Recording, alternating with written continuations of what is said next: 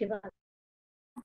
Qualitative में discrete में कि he has 4 legs, two and has 2 brothers। Continuous में आपके पास क्या वेट और लेंथ आ जाती है। ठीक है, तो ये आपको डेटा की टाइप्स आई गेस समझ आ गई कि ये हमारे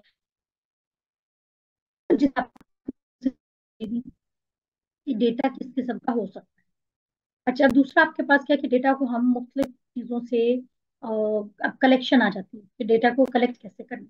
डेटा को कलेक्ट करने के लिए हमारे पास क्या होता है कि आप मुख्तलिफ तरीकाकार है। एक सिंपल तरीका क्या होता है, ऑब्जर्वेशन, कि आप ऑब्जर्व कर रहे हैं और कोई टाइम देख लेते हैं और देखते हैं कि अच्छा एक यूनिट टाइम में कोई भी एक्टिविटी क्या हो रही है। जैसे इधर इन्होंने एग्जाम्पल क्या दी गई थी, काउंटिंग कार्स, कि आपने ये देखना है कि एक रोड के पास आप खड़े हो जाए और आप देखें कि उस उधर से 10 मिनट में कितनी गाड़ियां गुजरी।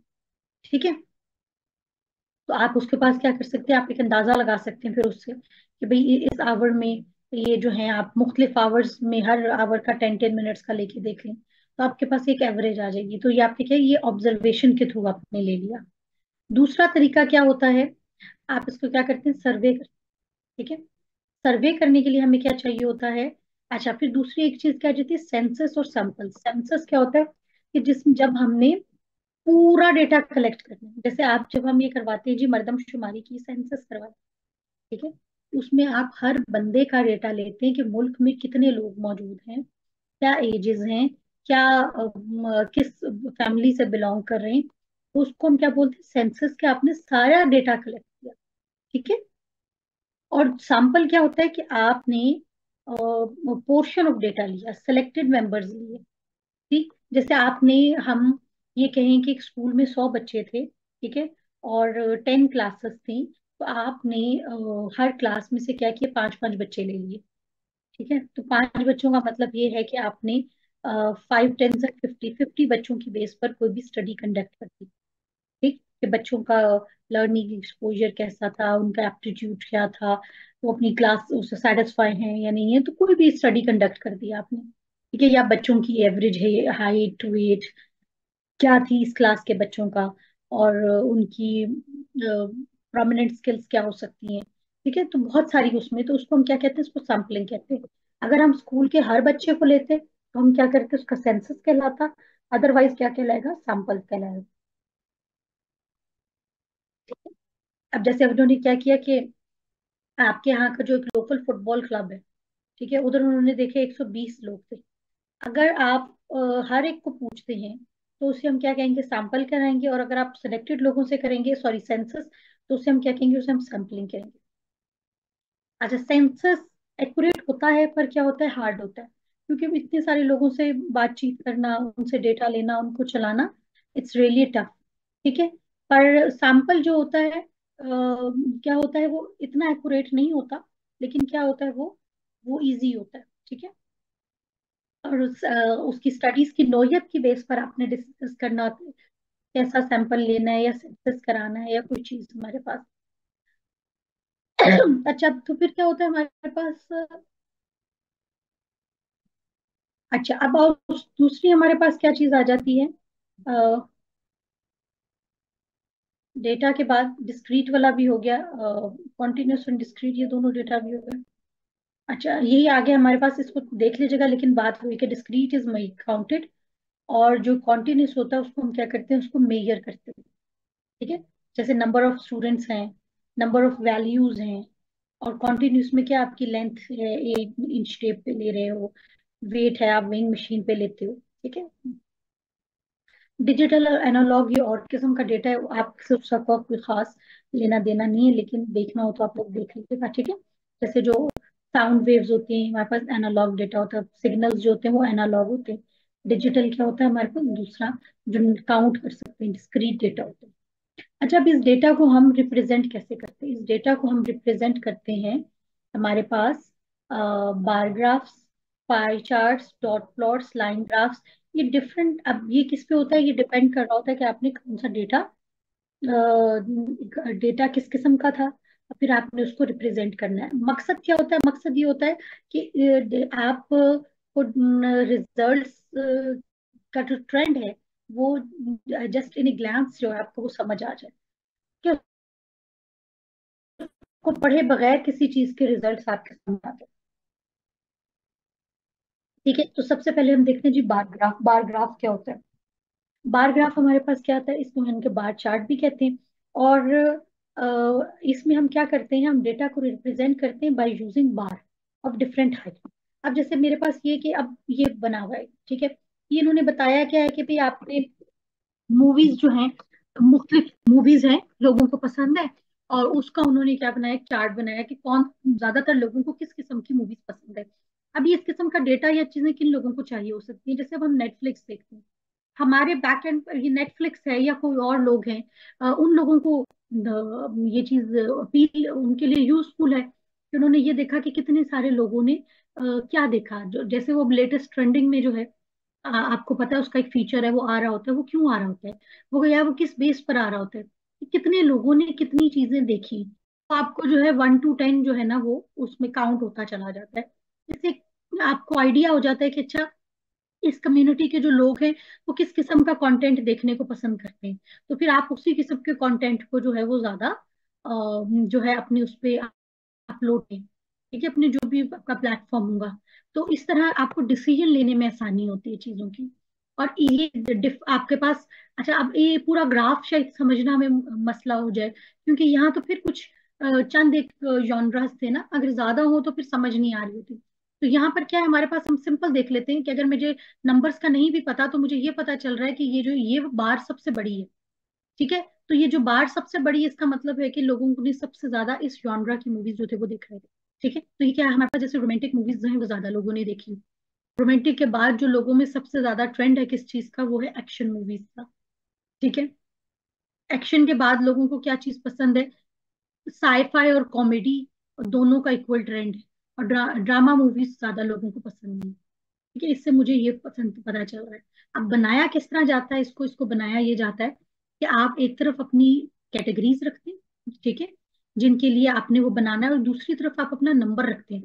नंबर आप ये देखते कि रखेंगे कि भाई आपके पास मिनिमम नंबर क्या है और आपके पास मैक्सिमम नंबर क्या है। उसकी बेस पर आप क्लासेस बनाते हैं। ठीक है, जैसे हमारे पास मिनिमम तो हमेशा 0 होगा। ठीक है, फिर हमने उसके हिसाब से क्या बनाया कि हमने कहा अच्छा 0 है और मैक्सिमम हमारा 10 6 जा रहा है, उससे ऊपर थोड़ा सा आप ले, ठीक, कि अगर और भी कैटेगरीज ऐड होती जाएं कभी, तो आपको ये चीजें चेंज ना करनी पड़े। फिर सिंपली आपके जितने स्टेप्स है, जैसे आपका 1 पे था, तो जो आपने सिंपल 1 जो अपना बार बनाया, उसकी हाइट क्या थी, 1 बनाई। फिर आपके पास कॉमेडी है, एक्शन है, इन सब की आपने उसी हिसाब से जो है उनकी लेंथ करते रहे। ठीक है, इसी तरह अब ये इसके बाद आपके पास याद है कि लोगों को कौन सा फूड ज्यादा पसंद है। ठीक, अब इसका भी आपके पास, अगर मैं इसको, मेरे पास एक ग्राफ में, सॉरी, ये टेबल ना भी पड़ा हुआ, ठीक है, ये टेबुलर फॉर्म होती है, ये ग्राफिकल फॉर्म होती है। अब ये टेबल ना भी मेरे पास पड़ा हो तो मुझे ये यहाँ से पता चल रहा है कि सबसे ज्यादा लोगों को ब्लूबेरी पसंद थी। ठीक है, तो उसके बाद वाले लोगों ने, सेकंड नंबर पे हमारे पास क्या आया, एप्पल आया, ऑरेंज आया, कीवी फ्रूट आया, बनाना आया और ग्रेप्स। ठीक है, अच्छा अब आपके पास ये क्या है, हमारे पास वर्टिकल्स भी हो सकते हैं, और ये जो हमारे पास बार्स हैं वो आपकी हॉरिजॉन्टल भी हो सकती हैं। ठीक, अच्छा अगर इसी तरह अगर आपको बनाने ही आ जाए तो आपको पता होना चाहिए कि कैटेगरीज होनी चाहिए। ठीक है, जैसे अब यहाँ पे कैटेगरीज हैं कि एप्पल है, ऑरेंज है, या वो जॉनरास थे, आपने आगे उसमें, अब ये देखो यहाँ पर 0 से स्टार्ट हुआ 40 तक जा रहा है। अब वहां पर हमने अगर बनानी शुरू की थी, यहाँ पर ग्राफ, सॉरी ये वाली जो थी, इसमें देखो मैंने 2 2 का डिस्टेंस रख के लेके गई थी। ठीक है, आपके डेटा पे डिपेंड करता था। और यहाँ पर हम क्या कर रहे हैं, हम यहाँ पर 5 10 15 इस तरह 5 का गैप रखते जा रहे हैं। ठीक है, अब इसी तरह आपके पास क्या होगा, ग्रेड ऑफ स्टूडेंट्स, समझ आ गई, ये आपके पास A grade, B grade, C grade और डी ग्रेड। ठीक है, तो ज्यादातर बच्चों का क्या था, बी ग्रेड था, उसके बाद सी ग्रेड था, वेरी फ्यू का क्या था, ए और डी। ठीक हो गया, तो आपने अब इसमें क्या था, ग्रेड्स आपके गए कितने तक हैं, आपके 10 से 15 तक गए हैं। ठीक हो गया, टोटल यहाँ पर आपको पता चल रहा है कितने कितने बच्चों ने क्या ग्रेड लिया।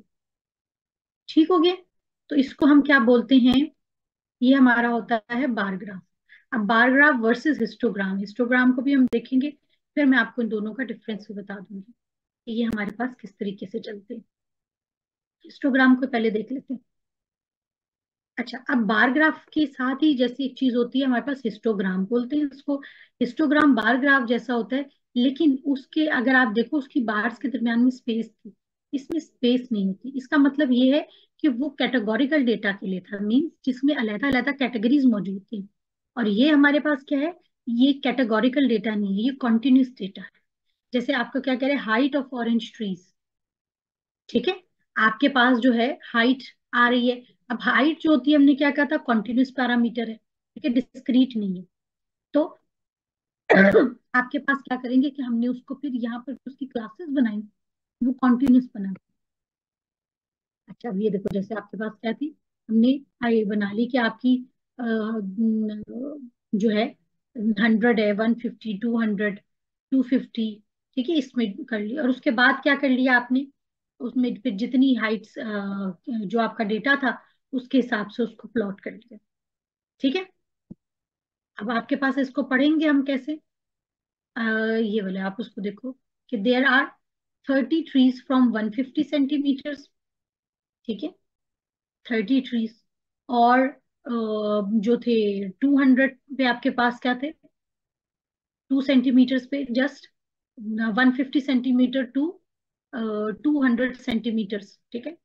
कि आपके पास ये वाले जो थे ना 150 से 200 तक के, वो कितने थे हमारे पास, 30 थे, ठीक हो गया।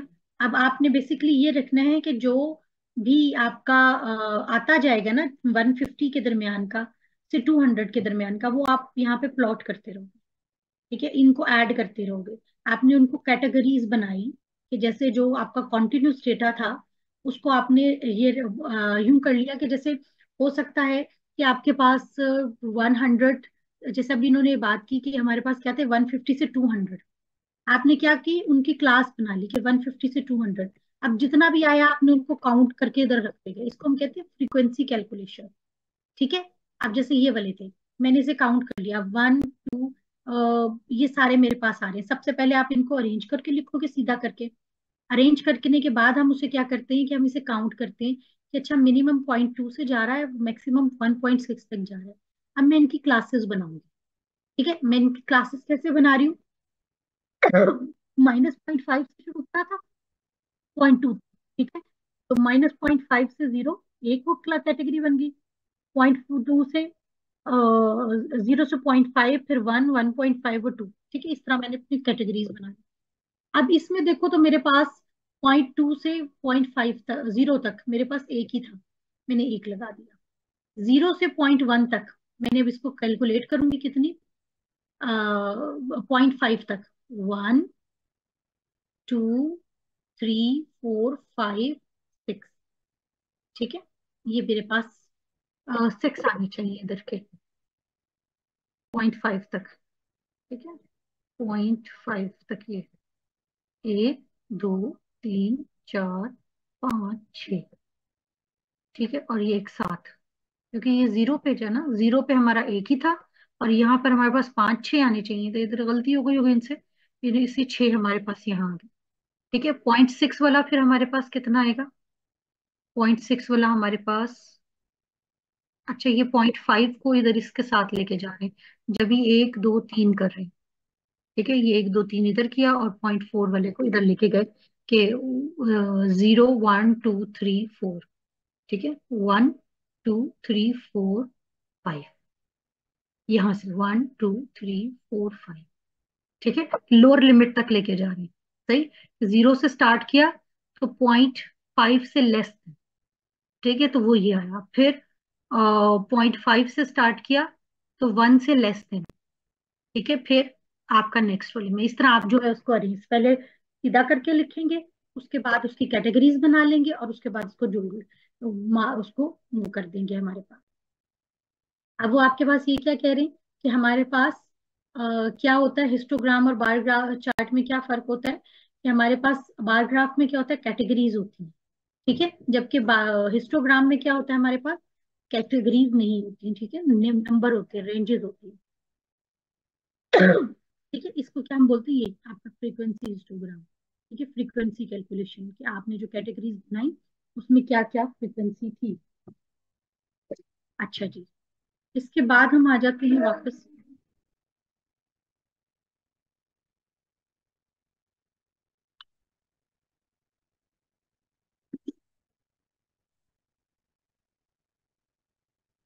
पाई चार्ट क्या होता है हमारे पास? ये हमारे पास क्या होता है कि हमारा, हमने क्या कहा था कि हमारा सर्कल है, सर्कल में एंगल्स कितने होते हैं हमारे पास? तकरीबन 360, थ्री तकरीबन नहीं होते 360 एंगल। तो हम क्या करते हैं कि हमारे पास जितने भी होते हैं ना, वैसे तो इसका होता है फॉर्मूला, उसके बाद आप पढ़ सही, तो ये फॉर्मूला होता है, ठीक है। टोटल 360 एंगल्स का होता है। एंगल आपके पास कितने हैं, कैटेगरीज कितनी है, उसके बाद आपने उसको क्या करेंगे उसको, जैसे अब ये था आपके पास कॉमेडी 4 थी, ठीक है। 4 डिवाइडेड बाय आपके पास क्या किया, 20, ठीक है। मल्टीप्लाइड बाय हमारे पास क्या हो गया, 360, 72 डिग्री, ठीक है। तो आप यहाँ पर अपना जो है वो 72 डिग्रीज का जो है वो एरिया को एक तो उसमें ले जाएंगे, ठीक है। फिर आपके पास अब जो ये वाला आपका ये वाला आया था बेसिकली, ये इसको हम ये देख लेंगे इन्होंने इधर किस तरीके से किया है कि 20 का जो आपके पास जो है ये कितना परसेंट बन रहा है, ठीक है। 4 डिवाइडेड बाई 20, 5 डिवाइडेड बाई 20, उससे आपने उसकी परसेंटेज ली है, हर एक की परसेंटेज लेने के बाद आपको क्या करते हैं कि उसका 360 में से जो है परसेंटेज को जो है ना वो फाइंड आउट कर लेते हैं, ठीक है। कि ये वही चीज है आपके पास जो इधर आई हुई है, 4 डिवाइडेड बाई 20 मल्टीप्लाइड बाई 360, आपके पास टोटल 360 एंगल्स में आ जाएंगे। इससे आपको ये पता चल जाएगा कि आपने मुख्तलिफ जो थे उसको किस तरीके से करना, ये भी एक तरीका का। अब इससे भी मुझे क्या पता चल रहा है कि मेरी 30% लोगों को क्या पसंद था, और रोमांटिक मूवी लोगों ने पसंद की है, ठीक है। यानी कि आपकी वो जो अभी हमें पर नंबर पता चल रहे थे, अब आपको इनके साथ परसेंटेजेस पता चल रहे हैं कि कौन से लोगों का कितने परसेंट लोग जो है इस चीज को जो है लाइक करते हैं डिफरेंट चीजों को, ठीक है। Special chart that use pie slices to show relative size of the data, यानी कि एक दूसरे के रिलेटिव, अगर मैं एक चीज को 100% कर दिया तो रिलेटिवली ये एक दूसरे से ये इनकी आपस में क्या रिलेशनशिप है, ठीक है। फिर 30% ये था, 25% ये, ठीक है। ये दोनों 20-20% थे, और 1% ये 5% लोगों का था, ठीक। अच्छा जी, फिर अब हम आ जाते हैं, पाई चार्ट हो गया, डॉट प्लॉट। अच्छा, डॉट प्लॉट का भी हमारे पास क्या होता है कि सिंपल आपने इसी तरह ही ग्राफ इसका किस तरीके से बनता है कि जैसे आपके पास डेटा दिया हुआ है और 7 लोगों की फ्रीक्वेंसी दी हुई है, आपने इसी तरह लोगों का यही क्या करना है, प्लॉट करना है इसको, यानी कि मिनट्स और पीपल्स। आपने हर उस पे इंसिडेंट पे क्या लगा देना है, आपने एक डॉट लगा देना है, ठीक हो गया। अच्छा, अब इसी तरह आपके पास और क्या चीज हो जाता है कि जैसे ये इधर आपका इन्होंने बनाया हुआ है ये वाला, ठीक है। क्या इधर एग्जांपल दी हुई है, access to electricity cross the world, Algeria, ये इन्होंने टेबल दे दिया कि भाई यहाँ पर ये आपके पास है, ठीक है। अब आपने क्या करना है कि इस डेटा को राउंडिंग ऑफ करनी है, परसेंटेज ऑफ पॉपुलेशन का मतलब में, चूंकि इसको तो हम डॉट है उसको नहीं वो कर सकते, राउंड ऑफ नहीं कर, वो इस तरह तो नहीं लगा सकते कोई डॉट उसका, हम क्या करेंगे इसको राउंड ऑफ कर देंगे, ठीक है। हमेशा चीज को याद रखिएगा कि आपके पास क्या होता है कि,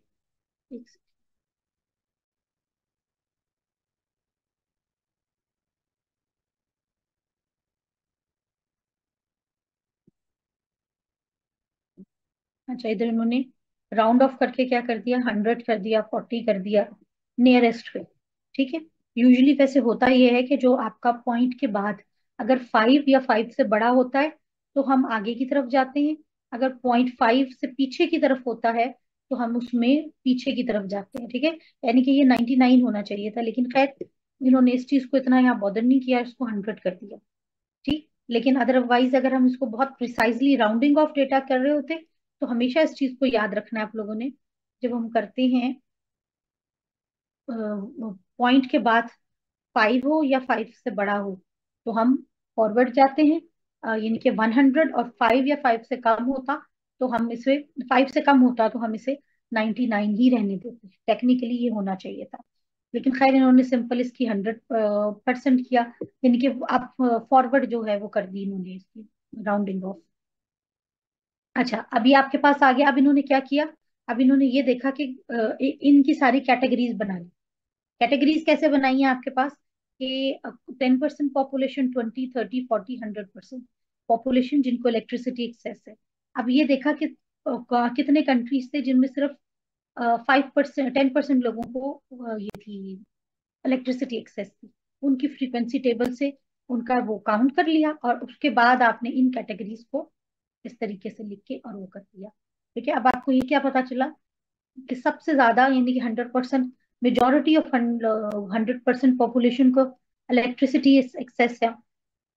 उसके बाद हमारे पास 90% पे है, फिर 30% एक्सेस वाले लोग हैं, फिर 80% वाले हैं। ठीक है, तो इस तरीके से हमारे पास ये एक तरीकाकार है डेटा को रिप्रेजेंट करने का। ठीक है, graphical display of data using dots. ठीक हो गया। अच्छा, अब फिर और क्या आ जाता है हमारे पास डॉट के बाद, लाइन ग्राफ। लाइन ग्राफ हमारे पास क्या बनाते हैं, that shows information connected in some way. ठीक है, यानी कि जो बेसिकली चेंज को जैसे शो कर रही है। कि जैसे आर्ट, एक कॉन्टिन्यूस डेटा है हमारे पास। कॉन्टिन्यूस डेटा में अगर, जैसे डॉट का क्या था हमारे पास कि वो डिस्क्रीट के लिए था, ये अब हमारे पास क्या गया, कॉन्टिन्यूस के लिए आ गया। अब आप इसमें देखो कि भाई सुबह 8 बजे क्या टेम्परेचर है, 10 बजे, 12 बजे, 14 बजे, सॉरी 14 का मतलब 2 बजे। ठीक है, तो आपके पास क्या है कि आपने सिंपल जो है उन जगहों पे एक तरफ आपने अपना टाइम रखा, एक जगह टेम्परेचर रखा, डॉट लगाते गए, और फिर इन डॉट्स को आपने क्या किया, लाइन से आपस में जोड़ दिया। इसको हम कहते हैं लाइन ग्राफ। ठीक है, ये आप, ये ज्यादा आपका एक्चुअली यूज होता भी है आपके साइंटिफिक एक्सपेरिमेंट्स में, केमिस्ट्री के हैं, बायोलॉजी के हैं, लैब्स वगैरह में ये ज्यादा यूज होता है हमारे पास। ठीक है, तरीकाकार आपको पता ही है इसका कि आपने क्या, ये बेसिकली ट्रेंड बताने के लिए हमारे पास यूज होता है। ये जैसे आपके पास आइसक्रीम की सेल्स इन्होंने कर दी। ठीक है, अब ये पहले इन्होंने क्या किया, डेज ऑफ वीक लिख लिए एक तरफ। ठीक है, और दूसरी तरफ इन्होंने नंबर ऑफ आइटम्स लिख लिए। ठीक है, नंबर ऑफ सेल्स हमने इधर लिख लिए, number of sales and days of week, इनको लिख लिया। उसके बाद आपने क्या किया, हॉरिजॉन्टल लाइन, अब ये पॉइंट्स आपने जोड़ते रहे, पॉइंट जोड़ते रहे आपके पास। पॉइंट जोड़ने के बाद आपने क्या किया, पॉइंट मार्क करते रहे और उसके बाद आपने जोड़ दिया। ये आपको क्या पता चल गया कि आइसक्रीम की सेल जो है पता चल गई कि अच्छा सबसे ज्यादा सेल हमें यूजली कहाँ होती है, सैटरडे को और संडे को। ठीक है, और मंडे आपके पास क्या होता है, लोएस्ट होता है, मंडे और थर्सडे। ठीक है, तो ये आपके पास रेट का आपको जो है अंदाजा ये होता है कि अच्छा वीकेंड्स पे लोग जो हैं वो ज्यादा आइसक्रीम खा रहे होते हैं, और सबसे कम आपका कौन सा होता है, मंडे का। अच्छा, अब फिर आपके पास लाइन ग्राफ के बाद हिस्टोग्राम हमने कर लिया, इनका हो गया। अच्छा, पिक्टोग्राम क्या होता है हमारे पास, पिक्टोग्राम बेसिकली ये होता है कि जब आप किसी भी चीज का निके पिक्चर्स के थ्रू किसी चीज को रिप्रेजेंट कर रहे होते हैं। ठीक हो गया, चीज होगा बाकी सारा वही, स्कैटर प्लॉट। अच्छा, यही जो आपका लाइंस के अलावा वो बन रहा था ना हमारे पास, टेम्परेचर। ठीक है, यानी कि जो लाइन ग्राफ था, लाइन ग्राफ के अलावा जो हमारे पास था कि हमने सिर्फ डॉट्स लगा रहे थे, तो ये हमारे पास क्या था, ये हमारा वही स्कैटर प्लॉट कहलाता है। अच्छा, ये आपको क्या बताता है, ये बेसिकली रिलेशनशिप बतवाता है between two sets of data. जैसे अब हमने ये बात की कि आइसक्रीम टेम्परेचर क्या था किसी दिन, और आइसक्रीम की सेल क्या है, उस हिसाब से आपने क्या किया, ये कर लिया, लाइंस को प्लॉट कर लिया। इसमें होता क्या है कि आप क्या लेते हैं, एक ट्रेंड लाइन लेते हैं। ठीक है, कि बेसिकली ट्रेंड लाइन क्या है, अब ये आपने यूं कोशिश ये करते हैं कि जो एक लाइन लगाएं वो ऐसी हो जो ज्यादा से ज्यादा इनको जो है ना टच कर रही हो डॉट्स को। अब हमें ये पता चलता है, इससे ये रिलेशनशिप पता चल रहा है कि ये पॉजिटिव रिलेशनशिप जा रहा है, इन सेंस कि अगर टेम्परेचर बढ़ेगा तो आइसक्रीम की सेल बढ़ेगी। ये जो ट्रेंड लाइन ऊपर की तरफ जा रही है ना हमारे पास, ये क्या बताती है कि अगर टेम्परेचर बढ़ेगा तो सेल्स जो है वो बढ़ेंगी। इसको हम बोलते हैं बेस्ट फिट लाइन। ठीक है, अब जितने भी साइंटिफिक एक्सपेरिमेंट होते हैं ना उसमें हम ये चीजें देखते हैं कि इस तरीके से चलता है। जैसे आपके पास सी लेवल राइज के अगर टेम्परेचर बढ़ेगा, या आपके पास, अच्छा अब ये देखो इन्होंने ईयर वाइज दिया हुआ है। ठीक है, कि मीन सी लेवल हमारे पास क्या था, और ये वक्त के साथ साथ जो है सी लेवल जो है वो बढ़ता जा रहा है। ये किसी भी एक्सपेरिमेंट का हो सकता है। अच्छा, अब आपकी ट्रेंड लाइन क्या हो सकती है, वो वो भी हो सकती है नेगेटिव के, उसमें भी हमारे पास जा सकती है। ठीक है, इसको हम क्या बोलते हैं, लीनियर। अच्छा, और इसी की बेस पर आप क्या कर सकते हैं, प्रोडिक्शन कर सकते हैं। इसको हम क्या बोलते हैं, एक्स्ट्रापुलेशन बोलते हैं। एक्स्ट्रापुलेशन का मतलब ये कि देखो, अब मेरे पास जो था टेम्परेचर कहाँ तक का दिया हुआ था, 25 तक का दिया। तो अब हमने ये क्या एज्यूम किया कि अच्छा, आपके पास अगर टेम्परेचर 29 हो जाएगा तो पॉसिबली आपकी जो सेल्स हैं वो 740 हो जाएंगी। इसको हम क्या कहते हैं, प्रोडिक्शन करना या एक्स्ट्रापुलेशन करना। ठीक है, इसी की बेस पर लोग बिजनेस के जो है वो डिसीजंस लेते हैं। अब इसको क्या बोलते हैं, स्लोप भी बोलते हैं। ये जो लाइन की ट्रेंड होता है ना, ट्रेंड लाइन, इसको हम क्या बोलते हैं, स्लोप बोलते हैं। ठीक है, कोरिलेशन। सही। अब ये देखो, ये हमारे पास क्या है कि अगर ये जो स्लोप है 1 है तो इसका मतलब क्या, perfect positive correlation. 0.9 high positive correlation, low correlation. ठीक है, अब 0 का मतलब है नो कोरिलेशन, इसमें कोई रिलेशनशिप नहीं है दो आप उसके दरमियान में। अच्छा, अब ये क्या है हमारे पास, ये नेगेटिव कोरिलेशन किया। ठीक है, कि एक चीज के बढ़ने से दूसरी चीज भी बढ़े, या एक चीज के घटने से दूसरी चीज भी घटे। ठीक है, इस कॉन्सेप्ट को हम बोलते हैं कोरिलेशन। ठीक है, नेगेटिव कोरिलेशन में अब जिससे इन्होंने क्या किया कि हमारे पास क्या है, the birth rate trends to be lower in richer countries. ठीक, कि आपके पास क्या, country, year production per person और बर्थ रेट।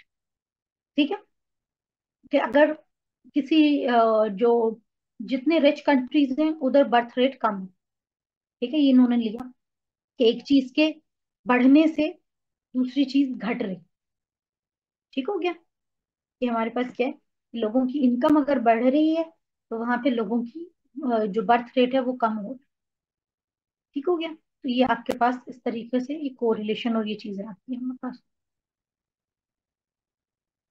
अच्छा जी, इसके बाद क्या आ जाता है हमारा, स्कैटर प्लॉट हो गया, फ्रिक्वेंसी डिस्ट्रीब्यूशन, सारी ये चीजें आ गई।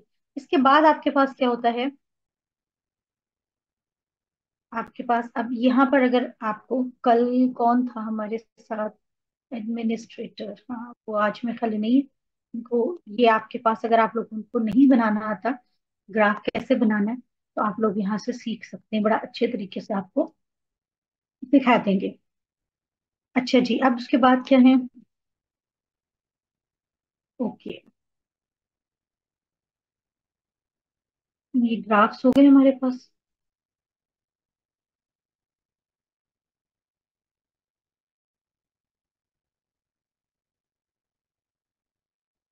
अच्छा, अब सर्वे की ना मुख्तलिफ टेक्निक्स होती हैं हमारे पास। ठीक है, आप क्या कर सकते हैं, एक सिंपल सर्वे है। ठीक है, और क्वेश्चन है, सबसे पहले आपने ये देखना होता है कि आपके, ये ना बेसिकली तरीकाकार होता है। इसको हम बोलते हैं फ्रीक्वेंसी टेबल। ठीक है, कि हर एक आप सिंपल एक मार्क लगा लिया, टैली मार्क्स लगा लिए, 5 पे से क्रॉस कर दिया। ठीक है, ये तो है एक और चीज। इसके अलावा मैं आपको क्या,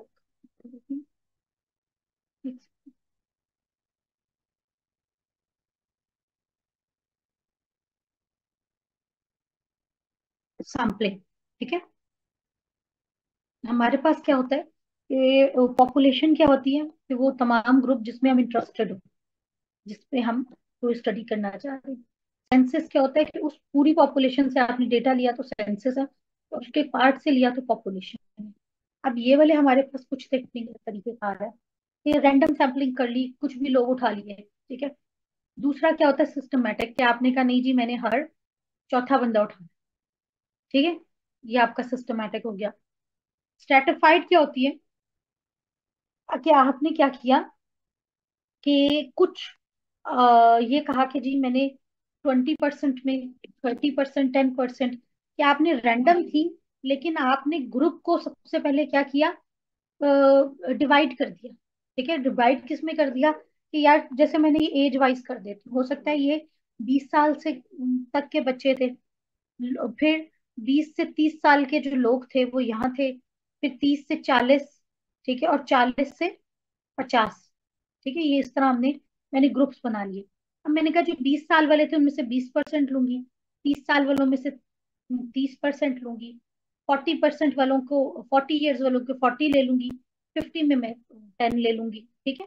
तो इस तरह करके मैंने क्या किया, अपनी सैम्पलिंग कर दी। ठीक है, इसको हम क्या बोलते हैं, stratified samples, randomly but in ratio two group size. ठीक है, ये जो सबसे बड़ा ग्रुप था, जैसे ये वाला था, सबसे बड़े ज्यादा लोग इसके थे, उसमें मैंने ज्यादा ले लिया। जो कम ग्रुप था उससे मैंने कम ले लिए। ठीक है, उनके रिलेटिव जितना ज्यादा ग्रुप था उसमें उतने ज्यादा लोगों को लिए। क्लस्टर सैंपलिंग में मैंने क्या किया कि मैंने कहा जी मैंने तो लेने ही दो एज ग्रुप है, जैसे हो सकता है ये 10 हो, 20 हो, 30, 40, 50, 60, 70। ठीक है, तो मैंने क्या किया जी, मैंने 20 वाले लेने हैं और मैंने 50 वाले लेने। ठीक है, तो इसको हम क्या कहते हैं, क्लस्टर सैंपलिंग। ठीक है, रैंडम, ये सारी आपको यही चीज इसके ऊपर लिखी हुई है, इनको आप लोगों ने देख लेनी है। ठीक है, ये वाला हमारे पास क्या था, मैंने देखा 20, यानी कि सबसे बड़ा ग्रुप क्या था, सबको लाइन अप करके, और जितना बड़ा ग्रुप था उससे उतनी परसेंटेज आपने ले ली। ठीक हो गया। ओके।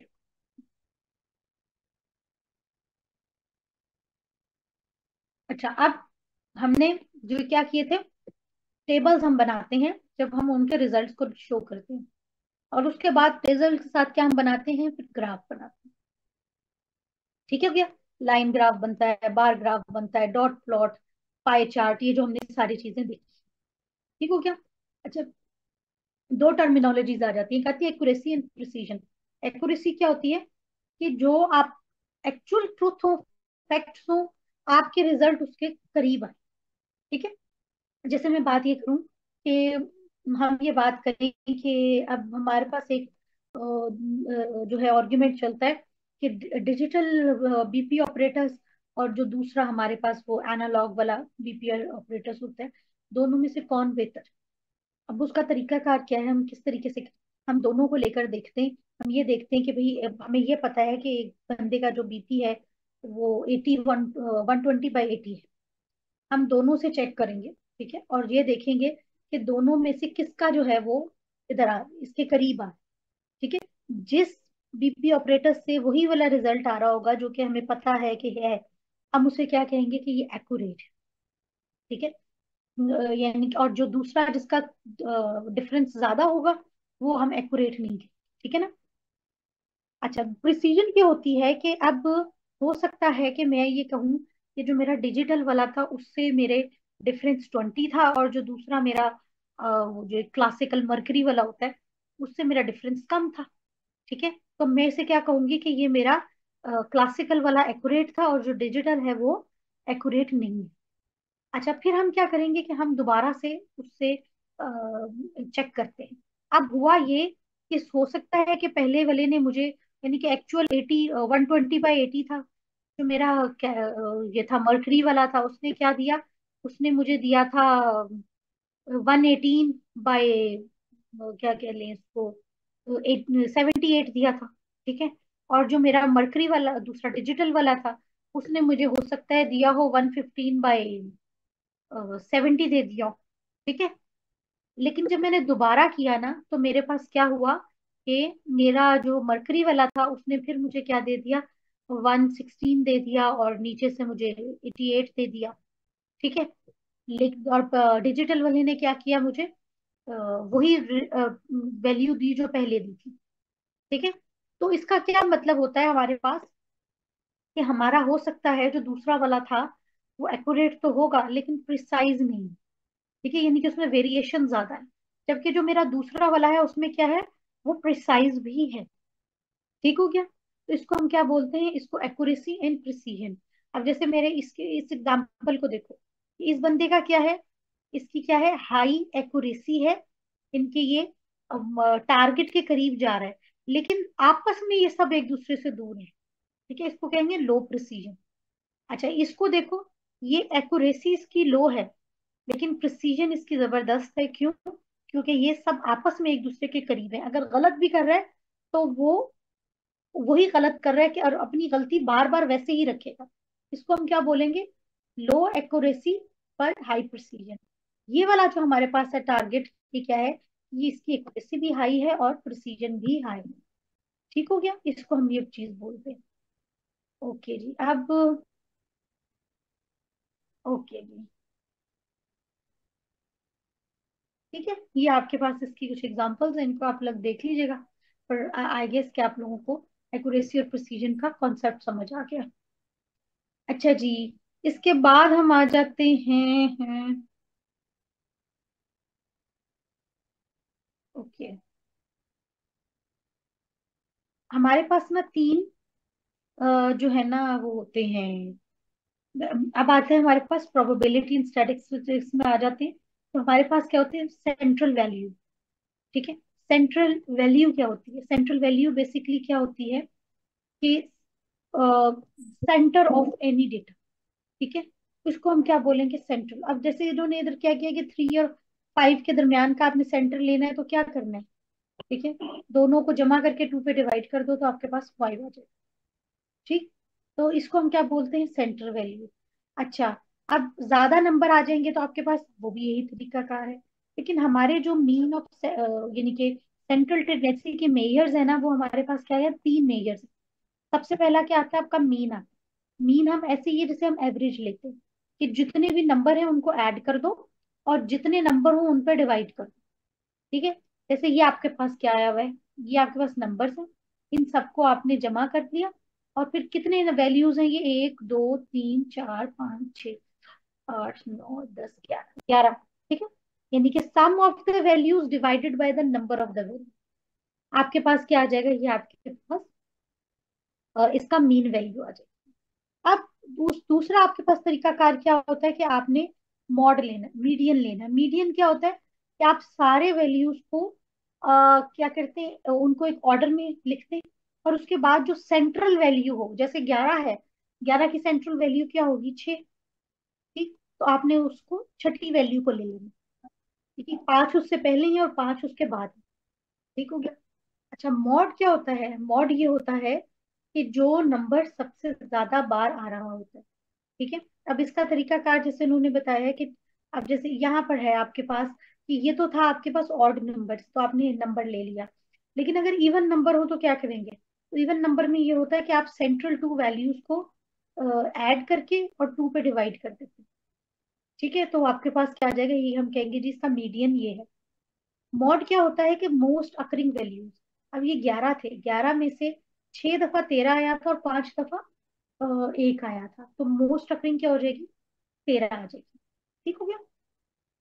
अच्छा, अब इसमें क्या है कि हमारे पास, अच्छा आउटलायर क्या होता है कि जो सारी वैल्यूज एक तरफ हो उनमें से एक हटके जो आएगा हमारे पास वैल्यू, उसे हम क्या कहते हैं, आउटलायर। यानी कि वो बाय चांस आ गए, गलती से आ गई, वो एक वो इस डेटा से बिलोंग नहीं करता। ठीक, अच्छा अब होगा क्या आपके पास कि यूजुअली हम क्या कहते हैं कि अब हमें 3 वैल्यूज, या ये क्यों हमें जरूरत पड़ती है। देखो, अब बात ये थी कि जैसे यहाँ पर एक क्वेश्चन इन्होंने एग्जांपल क्या दी कि आपके पास क्या था कि डिसीजन ये लेना था कि बर्थडे पार्टी पर कोई एक्टिविटी प्लान करनी। ठीक है, एक्टिविटी प्लान करने में जी ये देखा गया कि अच्छा भाई, छोटे बच्चे होते हैं उनको क्या पसंद होता है, उनको जंपिंग क्लासेस। ठीक है, जंपिंग बेड्स।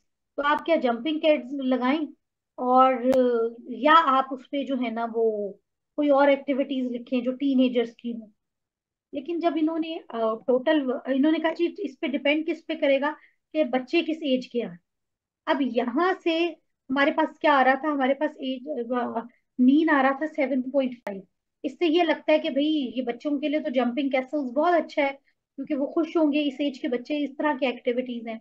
लेकिन एक्चुअली ये रिजल्ट जो है वो इतना ज्यादा एक्यूरेट क्यों नहीं है कि भाई जो 13 साल का बच्चा होता है वो इतना इंटरेस्टेड ही नहीं होता है इस तरह की जंपिंग में, और जो 1 ईयर वाला होता है वो भी बेचारा इतना जंप नहीं कर पा रहा।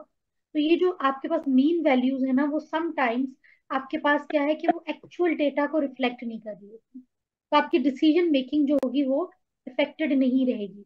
इसी तरह अगर आप इसे देखो, अगर ये हम मीडियन लेते तो 13 जब आता, तो मोस्ट प्रोबेबली हम क्या कर रहे होते कि हम वो एक्टिविटी डिजाइन करते जो 13 साल के बच्चों के लिए होती है। हाँ, उसमें आपके 1 ईयर जो है वो इग्नोर हो जाता, लेकिन बहरहाल एक ग्रुप ऑफ एज ग्रुप जो है वो अ, कम से कम केटर हो जाता।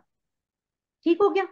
अच्छा, अब दूसरा, अब हमारे पास इसलिए हमारे पास क्या है कि हमें मल्टीपल उसमें जो है ना वो देखना पड़ता है कि आपने कौन से जो है ना डेटा, जो है ना कौन सी सेंट्रल वैल्यूज हैं उनको यूज किया जाए। ठीक है। तो आप तीनों को यूजली यूज करते हैं ताकि आपको डेटा की ट्रू अंडरस्टैंडिंग हो सके। अच्छा, इसके बाद हमारे पास मीन मीडियन मोड की हमने बात कर ली। ठीक है, मीन मैंने आपको बता दिया, मीन क्या होता है, sum of values divided by number of values. Mode क्या होता है आपके, मीडियन क्या होता है, सेंट्रल वैल्यू। ठीक है, अगर ऑड नंबर है और इवन नंबर है तो क्या, सबसे पहले आप उनको सीधा करके लिखेंगे यानी कि इंक्रीजिंग या डिक्रीजिंग ऑर्डर में। फिर जो सेंट्रल वैल्यू होगी अगर ऑड नंबर है तो, और अगर इवन नंबर है तो जो सेंट्रल टू वैल्यूज को जमा करके टू पे डिवाइड कर दे। और मॉड क्या होती है, ठीक है, ये आपके पास ये यहाँ पे, ठीक है, मीडियन वैल्यू अगर ऑड है तो सेंट्रल वैल्यू, और अगर आपके पास इवन है, ठीक है, तो सेंट्रल टू वैल्यूज को आपने जमा करना है और टू पे डिवाइड करते हैं। ठीक हो गया। और मॉड के भी आप क्या करेंगे, आपने सबसे पहले इंक्रीजिंग या डिक्रीजिंग ऑर्डर में इसको लिख रखना है सबको, और जो वैल्यू सबसे ज्यादा बार आ रही है उसको आप क्या कर देंगे, वो आपका मॉड होगा।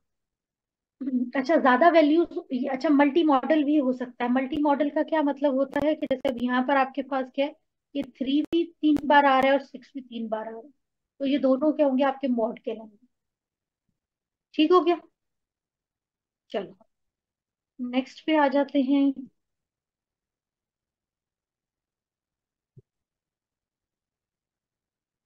ओके, अब ये इनमें जाने की आपको जरूरत नहीं है ज्यादातर।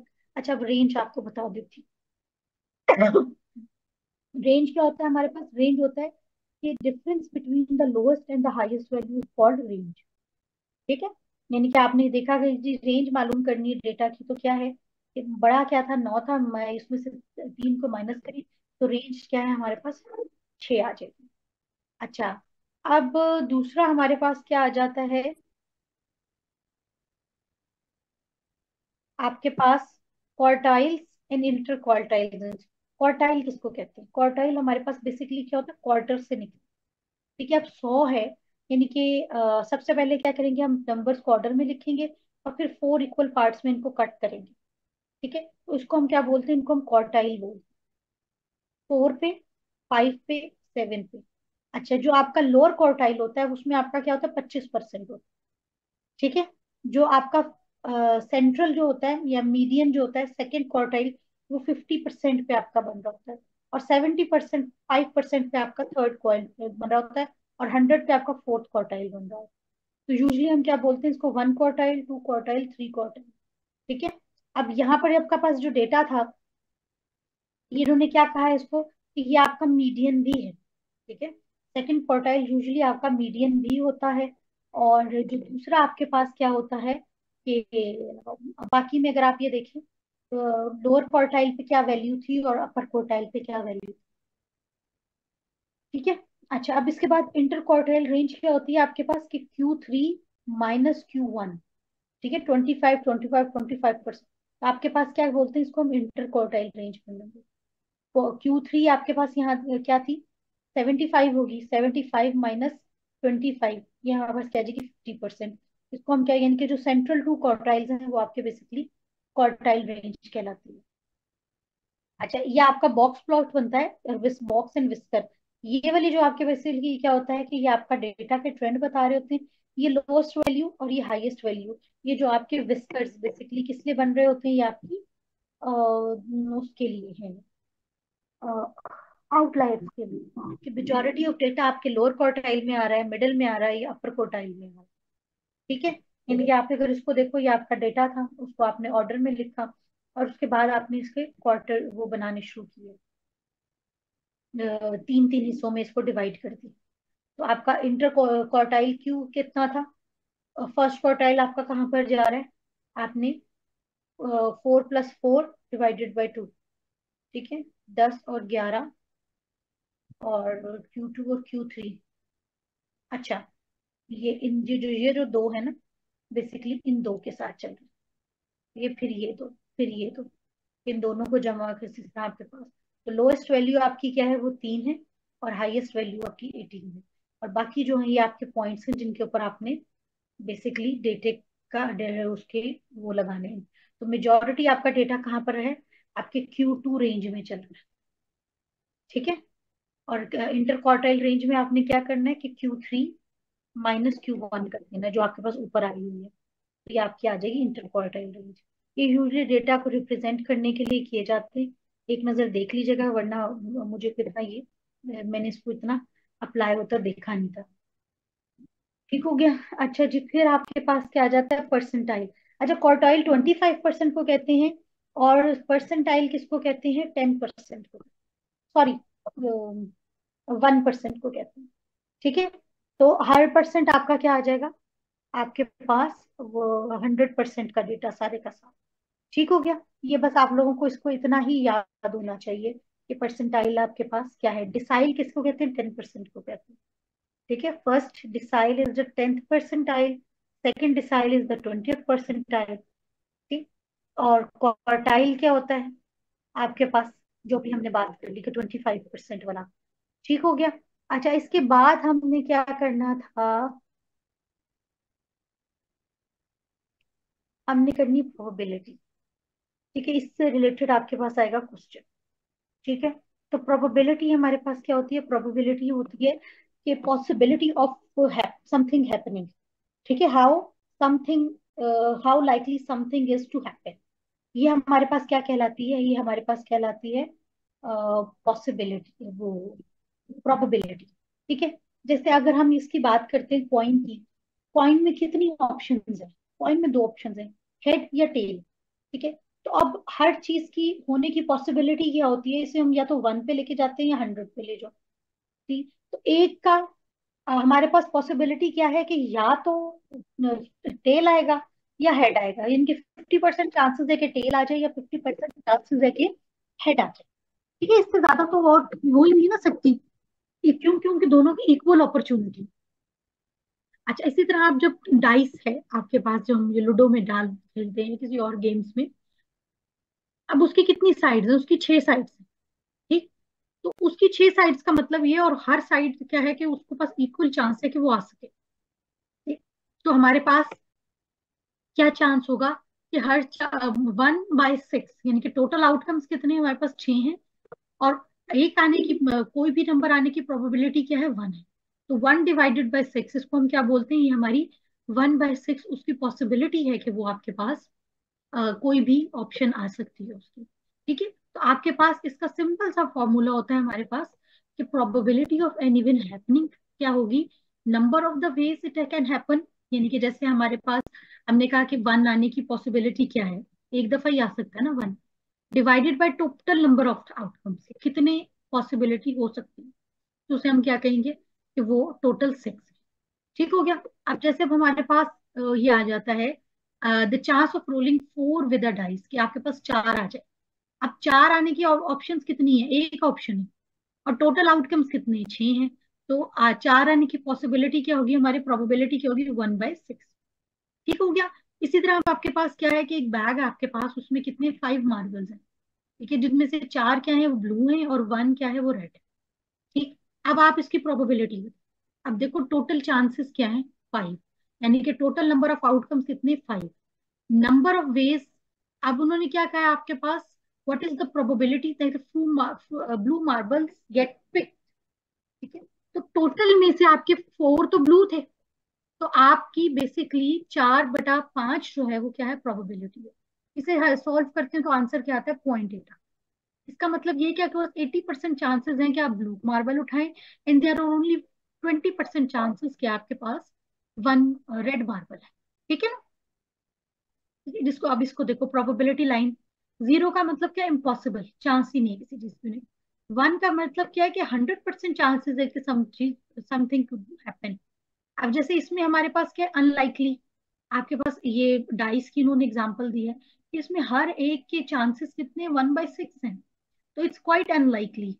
अब आपके पास क्या आ जाता है, जैसे ये जो कॉइन है, इसमें क्या है, इवन चांसेस हैं, दो ही ऑप्शंस हैं, दोनों में के इक्वल चांसेस हैं, तो कुछ भी आ सकता है। ठीक है। अच्छा, अब लाइकली में अगर आप यहाँ पे देखो कि आपके पास क्या थे कि एक चीज के होने के चांसेस ज्यादा थे, और एक दूसरी के कम थे, तो it it is very likely कि ब्लू कैन कम। ठीक हो गया, ये हमारी होती है प्रोबेबिलिटी लाइन।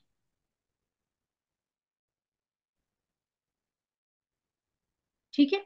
अब यहाँ पर अगर देखो जैसे आपके पास we can throw a dice again and again so it is repeatable, कुछ भी आ सकता है। ठीक है, अब पॉसिबल, अब ये क्या है कि 6 is one of the outcome, उसका भी रिजल्ट क्या होगा, 1/6 हो। ठीक है। अब ये जो डेक होता है, कार्ड्स का डेक होता है, इसमें क्या होते हैं, हर चार 52 कार्ड्स होते हैं, 4 कलर्स होते हैं। अब 52 को जब हम 4 पे डिवाइड कर देते हैं तो 13 फॉर ईच डेक हमारे पास है। ठीक है। तो सारों के सारा क्या है हमारे पास, ऑप्शन क्या है कि 52 में से इसका सैंपल स्पेस क्या हो गया, 52 हो गया। और कोई भी कार्ड आ सकता है, हर एक की ऑप्शन क्या है, 1/52। ठीक हो गया। अब इससे भी जो आगे हमारे पास कुछ क्वेश्चंस होंगे, वो हम जो है उसे कर लेंगे। चलिए जी, अब मेरा ख्याल है हमारा ये तकरीबन सारे का सारा पूरा हो गया है। अब हम आ जाते हैं पेपर पे, आधा घंटा बस है, हम उसको कर लेते हैं। अब बाकी इन चीजों का इससे जितना है नहीं।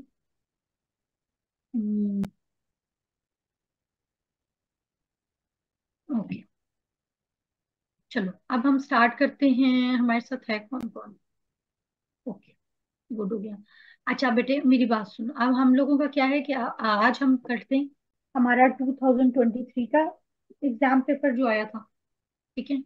तो अब इसमें अगर हम देखो पहले, एक सेकेंड, एक चीज और थी आप लोगों के लिए करनी थी। ये हमारे पास ना एक वो है, वीडियो है, ये मैं आप लोगों के लिए जो है ना आप लोगों के साथ लिंक शेयर करूंगी इसका, इसे आप लोगों ने देखना है। ये बेसिकली किस चीज की, बल्कि इस ये जो है बंदे का नाम इमरान है। ठीक है। ये बड़ी अच्छी इसने जो है ना ये सारी सॉल्व करके रखी हुई है, कि अगर आपके पास इस किस्म का डेटा आ जाता है ना, कि आपके पास जैसे इन्होंने ये बताया हुआ कि अगर आपने नंबर ऑफ वो काउंट करनी है, ट्राइंगल्स हैं, नंबर ऑफ स्क्वायर्स हैं, या कोई और चीजें इस तरह की एग्जांपल आ जाए, तो उनको बहुत अच्छे तरीके से ना इसमें उनके शॉर्टकट्स दिए हुए हैं और फॉर्मूलाज बताए हुए हैं कि आप उसको जो है वो करें। मैं आपसे इनका लिंक शेयर करूंगी, और आपने इसकी साइट पर जितनी भी हैं, जैसे ये आपके पास स्क्वायर से रिलेटेड हैं और इनको, वो आप उनसे एक दफा गो थ्रू करें, आप लोगों को बहुत हेल्पफुल रहेगा। ठीक है, बड़ा अच्छे तरीके से ये समझाते हैं। ठीक हो गया। अब हम इधर आ जाते हैं। अच्छा जी, अब हमारे पास क्या आ जाता है कि हमारे पास जैसे क्वेश्चन ये दिया हुआ है कि आपका टेलीफोन कंपनी है, ठीक है, उसके इनिशियल चार्जेस क्या है, 0.5, यानी कि जब भी कोई कॉल मिलाएगा तो पहले तो 0.5 उसके जो है रुपीस वो कटेंगे।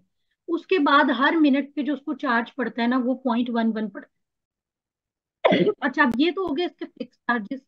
और ये कितने होंगे, ये वो चार्जेस होंगे जो कि उसने हर मिनट के हिसाब से बढ़ते थे। उन्होंने कहा अब आपने एक्सप्रेशन लिखना है। इन्होंने आंसर नहीं आपसे पूछा, इनका क्वेश्चन आंसर ये है कि आप एक्सप्रेशन लिखें, यानी कि एक इक्वेशन बनाएं कि जो ये बताए कि अगर कोई कॉल एन मिनट, यानी कि एन मिनट्स तक, यहाँ पर आप एन का मतलब ये कि इक्वेशन में जो अननोन वेरिएबल है वो एन है। आपके जब कभी भी हमने कॉस्ट कैलकुलेट करनी हो तो हम सिर्फ एन की जगह पे मिनट्स वो नंबर डालें और आपके पास रिजल्ट आए। ठीक है, आपने जो है उसका जो है वो बताना। तो अब उसके लिए हम कैसे सॉल्व करेंगे इसको, सेकेंड।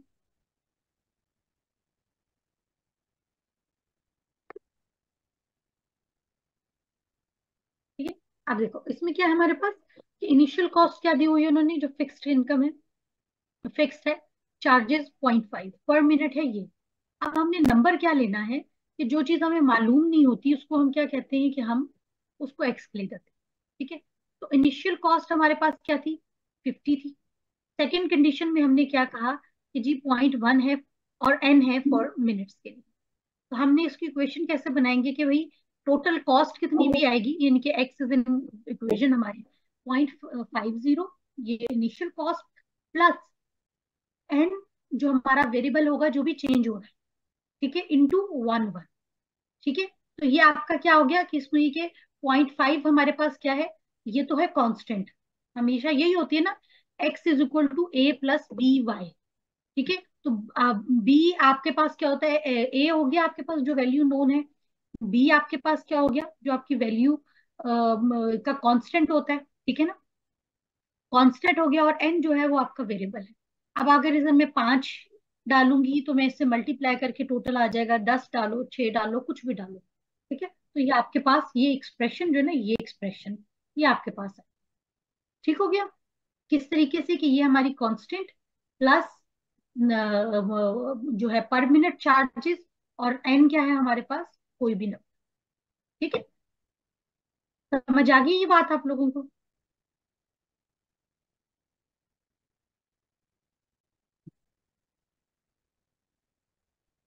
चलो गुड हो गया। अच्छा अब देखो बेटा, अभी आगे सीरीज जो हम कल भी डिस्कस कर रहे हैं, ठीक है, ये सीरीज के नंबर हैं, और ये आपकी उसकी सीरीज आई है, किसकी, 2023 की सीरीज है। और अब अगर आप इसको देखना शुरू करो ना, तो आपको एक पैटर्न पता चलेगा कि भाई किस तरीके से आपके पास नंबर आ रहे हैं। अब देखो ये फर्स्ट वाली सीरीज है, आपके पास क्या 1 8 2